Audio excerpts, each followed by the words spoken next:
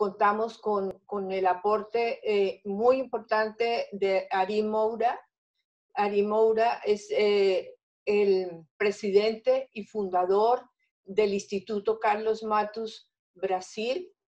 Él fue formado directamente, tuvo la fortuna de estar formado directamente por Carlos Matos en la Fundación Altadir, donde fue director, asesor y profesor directo, y además es el heredero legal de toda la obra de Carlos Matos. Él además ha sido profesor o es profesor invitado de varias universidades de Brasil, es consultor del FIA, además fue director de Estrategia Consultores y director de Autoritas Brasil.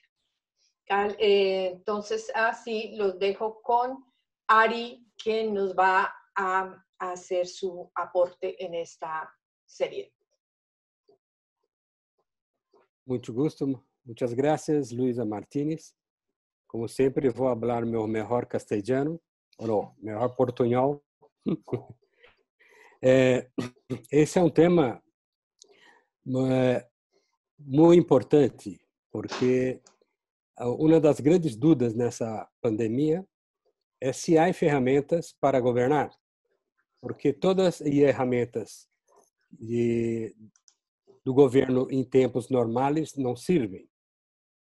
Nós outros estamos com gestão governamental de crises como se fora uma guerra, deixando de lado muitos temas importantes para a sociedade.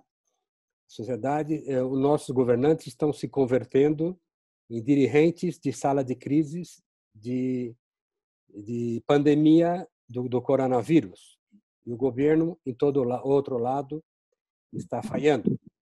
E nós estamos vendo várias crises juntas, né? A crise do vírus, a sanitária, a crise econômica, que já está abalando toda a estrutura produtiva e governamental dos nossos países, e a crise que se assoma no horizonte, que é a crise do luto e do trauma que esta pandemia está derrando e vai derrar.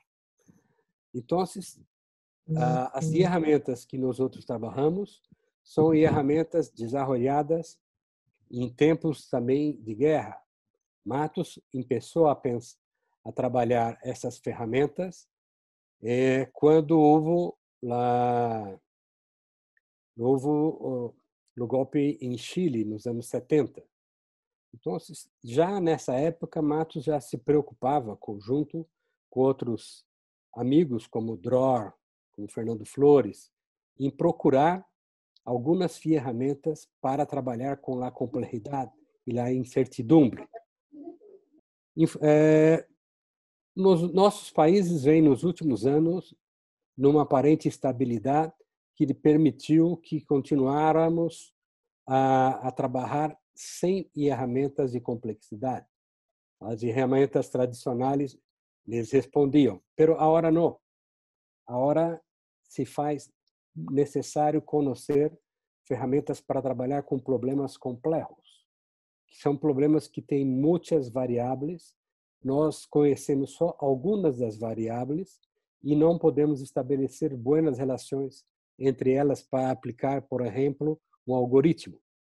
Nós temos que trabalhar como se estivéssemos dentro de uma guerra, pero a suster toda a economia, toda a saúde e toda a sociedade estável. Então, por que nós necessitamos de ferramentas complexas? Porque nós estamos em momentos complexos. Aqui no Brasil, por exemplo, estamos no momento de fazer os pressupostos para o próximo ano, tanto no governo nacional quanto nos governos estaduais e locais. Pero nadie tem nenhuma referência de o que é importante e prioritário para colocar aí. Então, algumas pessoas que estão aqui já trabalharam conosco. Sempre implementamos essas ferramentas: planificação estratégica, sala de crise, sala de manejo de crises, a análise estratégica, estudo de atores, toda uma quantidade de ferramentas para trabalhar num jogo social complexo, sempre levando em consideração que você não governa solo. Todos que estão dentro desse jogo social e tem um espaço de governabilidade. Hoje nós percebemos que os governos estão volvendo a governos autoritários. Por quê? Porque não há como, e essas ferramentas que dominam, de fazer consulta numa crise tão avassaladora. Mas há outras formas. Marco Moreno vai falar, por exemplo, de escuta inteligente na internet. Como nós associamos essas ferramentas complexas com as ferramentas que a tecnologia da informação e comunicação nos trajo para entender que problemas está sofrendo a sociedade e como chegar à sociedade através de planificação estratégica. Aí eu tenho hoje me tocou falar sobre uma importante ferramenta que é no gabinete do dirigente e um sistema de manejo de crises para aplicar nesses momentos que estamos agora. Eu pediria a Christian que colocara aí.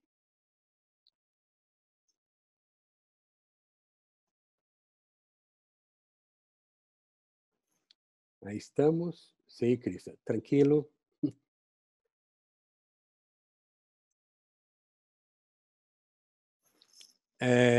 Eu vou falar corto. Eu vou mostrar 3 filminas, 3 slides que resumem a nossa. O ponto central da modernização do Estado, que é um tema muito atual agora, o primeiro ponto a ser atacado é o que nós chamamos gabinete do dirigente, que são todos uns sistemas que apoiam o processo de toma de decisões. E daí está a qualidade do governo. Se o governo está com os temas que deve estar em sua agenda, se ele está enfrentando de maneira correta, se está comunicando de maneira correta, está enfrentando o problema da maneira que deveria estar. Um sistema de gabinetes, que é esse que está aí por aí, tem vários subsistemas. Por exemplo, nós temos dentro do próprio gabinete 2 sistemas que tratam de temas diferentes. Um que nós outros chamamos de chefia de gabinete, que trata dos problemas comuns e corriqueiros e correntes do dia a dia, mas com filtros, com análise, para que só chegue ao dirigente problemas que sejam do seu nível. Porque sem esses filtros, o dirigente se perde na micro causas, nas micros problemas do dia a dia. E também um sistema que nós chamamos unidade de processamento tecnopolítico, que vigila a importância dos temas e se os temas estão processados adequadamente. Uma unidade tomando conta do dia a dia e a outra dos problemas do plano estratégico e das questões estratégicas para o futuro, nesse caso, de governo e organizações. No segundo nível, unidade de planificação, que transforma problemas em planos, um centro de grande estratégia que mira hacia o futuro, para onde vamos, como vamos, ou seja, a planificação prospectiva. Temos unidade de suportes especializados, engenheiros, advogados, nesse caso hoje médicos, e como sistema de suporte, unidade de manejo de crises, as unidades executivas da organização, que toda organização tem, e uma unidade muito importante que nós chamamos de unidade de presença política. Que são isso? Que é isto? São tipos entrenados em verificar como está o capital político da organização e de seus dirigentes e apoiar o manejo de crises e hoje, por exemplo, como estamos situados na internet, nosso posicionamento na internet e nas redes sociais. Então, isso é um conjunto de ferramentas que permite que a organização possa, incluso, se redesenhar. Hoje, no Brasil, um tema que está na agenda de todos os dirigentes são como adequar o Estado para a pandemia e para a pós-pandemia. Por quê? Porque a pandemia nos colocou em quarentena, dentro de casa, mas todos continuamos a trabalhar. Aprendemos todo esse conjunto de aplicativo e ferramentas de internet. E o governo está aí também. As pessoas que estavam em secretarias e ministérios hoje estão fazendo a mesma coisa a partir de ferramentas tecnológicas. E o governo que vai sair dessa pandemia não vai ser um governo de processos físicos, vai ser um governo já treinado e acostumado a trabalhar por a internet. Isto já é uma volta. A outra que estão usando conceitos e métodos pré-pandemia ou pré-internet ainda para modernizar o Estado. Hoje, a grande discussão que há, por exemplo, aqui em muitos estados do Brasil, é como cortar custos e demitir pessoas dos estados. Isto não é a forma de se fazer modernização. Nós outros temos que levar o Estado para a era digital, para estar mais cercano da cidadania. Esse modelo de cortar custos e cortar gente, e cortar organizações, só nos aleja mais da cidadania. Por quê? Porque o governo é um governo do século XX para uma cidadania do século XXI. A cidadania já se habla e já faz toda a sua vida pela internet e pelas redes sociais. Banco, compras, tudo que imaginar, a cidadania está aí. Mas o governo ainda segue por processos. Embora use muita tecnologia, não se acerca da cidadania. Não tem sistema de escuta inteligente, não tem sistema de hablar setorialmente, não tem como segmentar as necessidades. Então, a modernização do Estado implica não só em cortar custos e cortar organizações, mas principalmente levar o governo para a era digital e das redes sociais. Por favor, Christian, o próximo.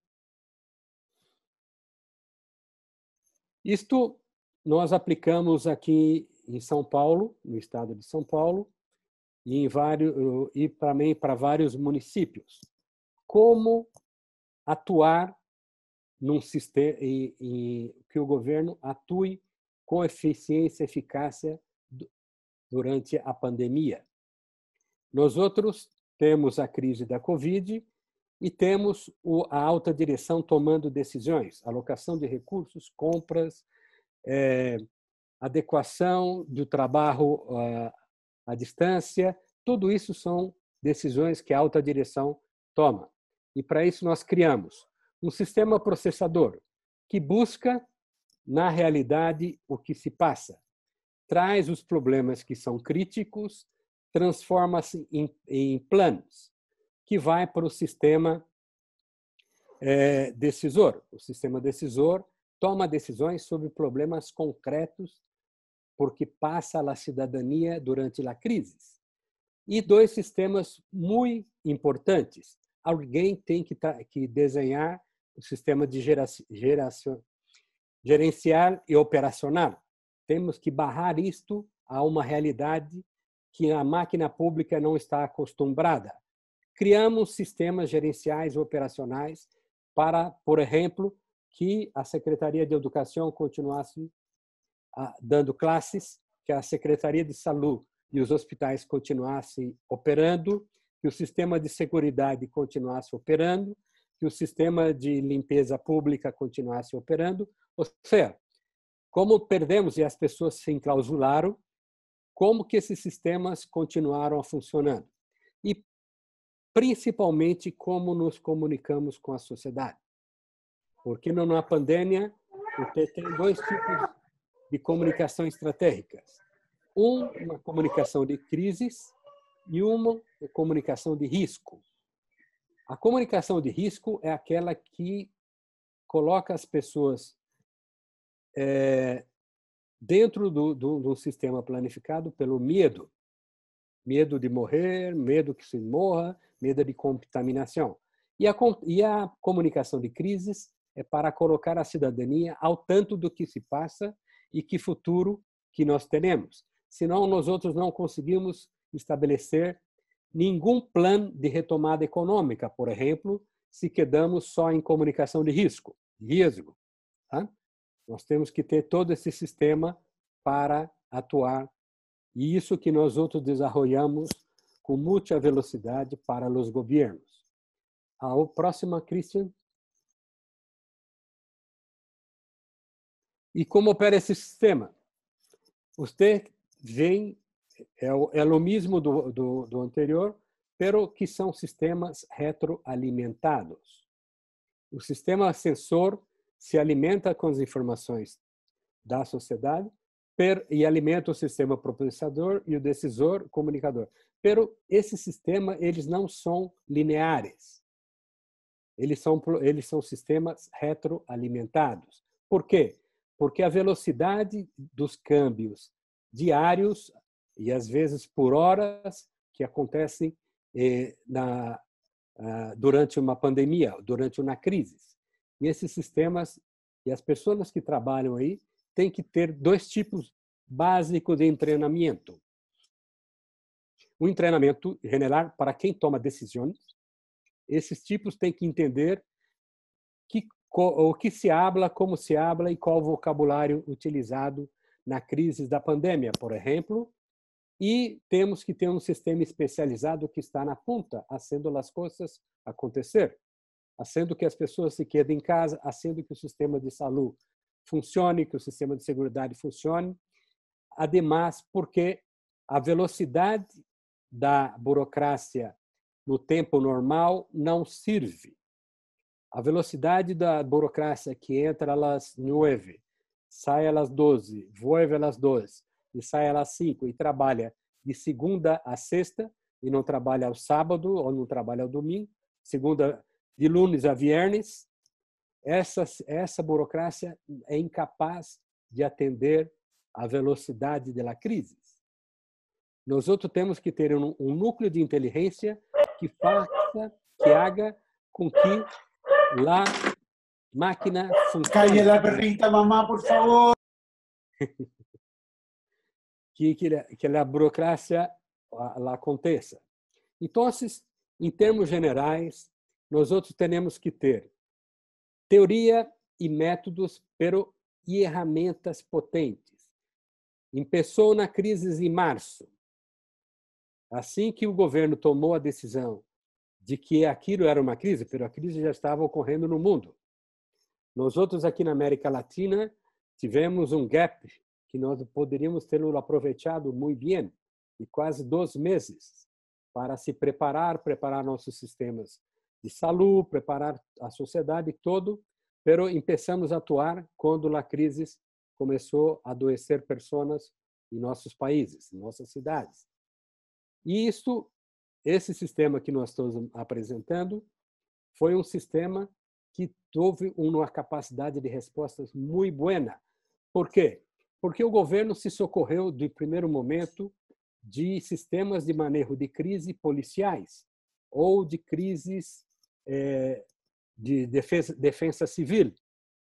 não um sistema que involucra análise de problemas, ademais de políticos, ademais de especializados como saúde, seguridade, de problemas políticos.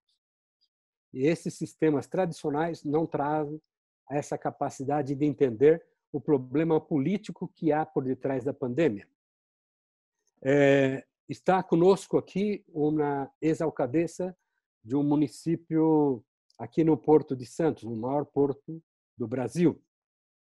E nós desenvolvemos no seu gabinete com esses sistemas. Tá? Eu acompanhei depois várias crises que ela pôde aplicar isso, o incêndio no porto, com material tóxico e outras coisas. Né? Ou seja, há que ter teoria, mas métodos, há que ter também sistemas. O foco da minha aula agora é dizer que sistemas desenhados para a complexidade e para a velocidade dos hechos dentro de uma crise.